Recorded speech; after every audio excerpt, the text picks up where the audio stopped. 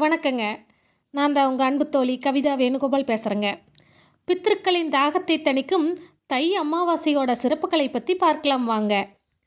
மாதந்தோறும் வரும் அமாவாசை தினங்களில் நம்ம முன்னோர்களுக்கு படையலிட்டு வழிபடுறது நம்மளோட வழக்கமாக இருக்குதுங்க. ஆனாலும் ஆடி அமாவாசை, புரட்டாசியில் வரும் மாகாளி அமாவாசை, தை அமாவாசை இதெல்லாம் ரொம்ப முக்கியத்துவம் பெற்றதாக இருக்குதுங்க.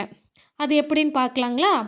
ஆடி அமாவாசை அன்னைக்கு பித்ருலோகத்திலிருந்து பூலோகத்துக்கு புறப்பட்டு வரும் நம்மளுடைய முன்னோர்கள் மாகாளி அமாவாசையில் நம்ம வீட்டு வாசலில் உணவுக்காக நின்று நாம் படைக்கும் உணவுகளையெல்லாம், நாம் கொடுக்கும் தர்ப்பணத்தையெல்லாம் ஏற்றுக்குவாங்க. அதுக்கப்புறம் பார்த்திங்கன்னா அவர்கள் தை அமாவாசையில் மீண்டும் பித்ருலோகம் புறப்பட்டு செல்வதாக ஐதீகம் இருக்குதுங்க. அதனால தான் ஆடி மாகாளியம் தை அமாவாசைகள் ரொம்ப முக்கியத்துவம் பெற்றதாக இருக்குதுங்க. தை அமாவாசை அன்னைக்கு பித்ருலோகம் புறப்படும் முன்னோர்களுக்கு தாகம் ரொம்ப அதிகமாக இருக்குங்களாமா. அதனால் அன்னைக்கு பார்த்திங்கன்னா நீர்நிலைகளில் நம்மளுடைய முன்னோர்களுக்கு எள்ளு தண்ணீர் தெளித்து தர்ப்பணம் செய்கிறது வழக்கமாக இருக்குது. இதனால் அவர்கள் மகிழ்ச்சி அடைஞ்சு நம்மளுக்கு ஆசிகளை வழங்குவார்கள்ங்க.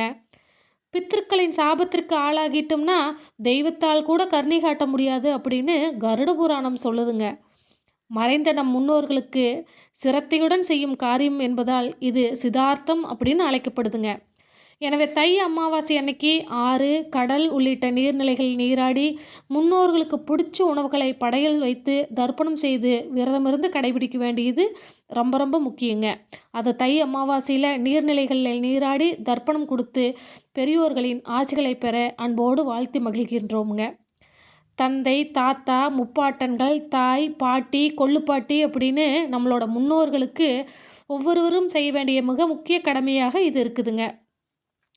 சாதத்தை பிடிச்சி 6 பிண்டங்களாக வச்சு எள்ளு, தண்ணி, தர்ப்பை கொண்டு அவர்களை ஆதாரிக்க வேண்டுமுங்க.